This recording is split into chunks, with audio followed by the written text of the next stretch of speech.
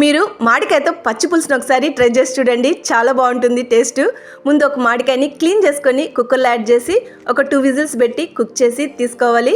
Next 3 ఎండుమిరకాయలు పచ్చిమిరకాయలని స్టవ్లో ఇలా కాల్చుకొని తీసుకోవాలి. కడాయిలోకి 1/2 స్పూన్ మెంతులు, జీలకర్ర, 1 స్పూను ధనియాలు, నువ్వుల్ని బాగా వేయించుకొని చల్లారినాక మిక్సీలో యాడ్ చేసుకోండి. అదే జార్లోనే కాల్చిన ఎండుమిరకాయలు కూడా యాడ్ చేసి కోర్సుగా గ్రైండ్ చేసి తీసుకోవాలి.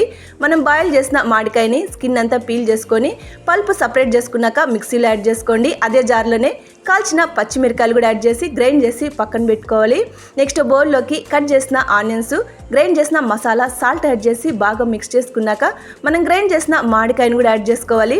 వాటర్ అయితే పులుపుకి సరిపోయినట్టుగా అడ్జస్ట్ చేసి యాడ్ చేసుకోవాలి. కొత్తిమీర కూడా ఇందులో యాడ్ చేసుకోండి. నెక్స్ట్ కడాయిలో ఆయిల్ యాడ్ చేసి ఆవాలు, జీలకర్ర, కరివేపాకు, తెల్లగడ్డలు, ఇంగువ యాడ్ చేసి తాలింపంతా వేగినాక పచ్చి పులుసులో మిక్స్ చేసుకోండి. అన్నంలోకి ఎక్సలెంట్గా ఉంటుంది మామిడికాయ పచ్చి పులుసు. ట్రై చేయండి. అలానే సబ్స్క్రైబ్